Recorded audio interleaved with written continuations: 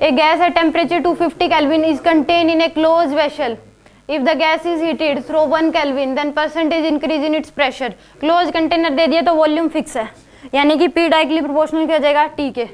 P directly proportional होगा T के, तो यानी कि P1 bye P2 equal to क्या हो जाएगा, T1 बाय T2 के. P1 bye P2 equal to T1 bye T2. तो यहाँ से परसेंटेज इंक्रीज निकालना है, वन दोनों साइड 1 माइनस कर दो, ये आ जाएगा P1 बाय P2 -1 कर दो, और इस साइड भी बताती हूँ T1 bye minus T2 bye में क्या कर दो, -1. परसेंटेज इंक्रीज निकालना है, डायरेक्ट ये नहीं होगा कि P2 निकालो फिर पुट करो. अब देखो इसको अगर करोगे तो ये क्या आ जाएगा आपके पास, P1 माइनस P2 बाय में P2 आ जाएगा. अगर इस पेज में हम निकालते P2 माइनस P1 बाय में P1, तो उसको रेसिप्रोकल ले लो आप, यहीं से क्या कर लो, इसको रिवर्स कर लो.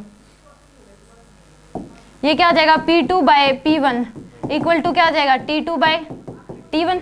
ये आ जाएगा, दोनों साइड 1 माइनस कर दो, क्या आ जाएगा, P2 bye P1 -1 equal to क्या आ जाएगा, T2 बाय T1 -1.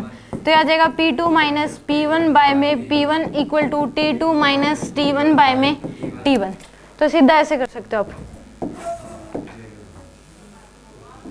अब इस केस में पहले P2 जो है वो निकालना है आपको, ये बताना ही है. P2 माइनस P1 बाय में P1 की वैल्यू आपको बतानी है. T2 कितना दे रखा है, 251 हो जाएगा. पहले 250 था, अब 1 केल्विन बढ़ा दिया तो कितना हो जाएगा final temperature, 251 heated through 1 kelvin, यानी कि पहले जो था उसका 1 केल्विन बढ़ा दिया, तो पहले 250 था, अब कितना हो गया 251, माइनस में 250 डिवाइड बाय में कितना आ जाएगा 250. तो आंसर आ जाएगा आपके पास 1 डिवाइड बाय में 250. इसको सोल्व कर लो इनटू में 100, कितना आ जाएगा ये,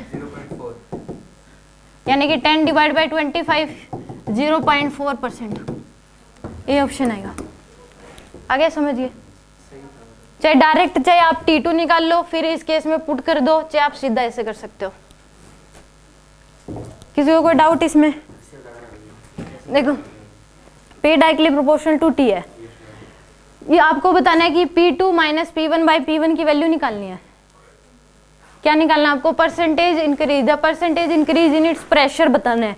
तो इसका मतलब कि P2 minus delta P bye P1 बताना है आपको. क्या बताना है इस केस में, डेल्टा P बाय में P1.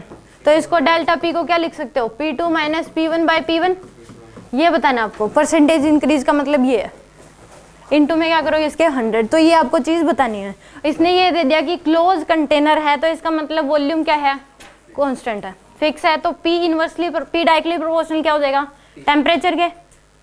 तो P1 bye P2 equal to क्या हो जाएगा, T1 बाय T2. इसको रिवर्स ऐसे भी लिख सकते हैं, P2 bye P1 equal to क्या हो जाएगा, T2 बाय T1.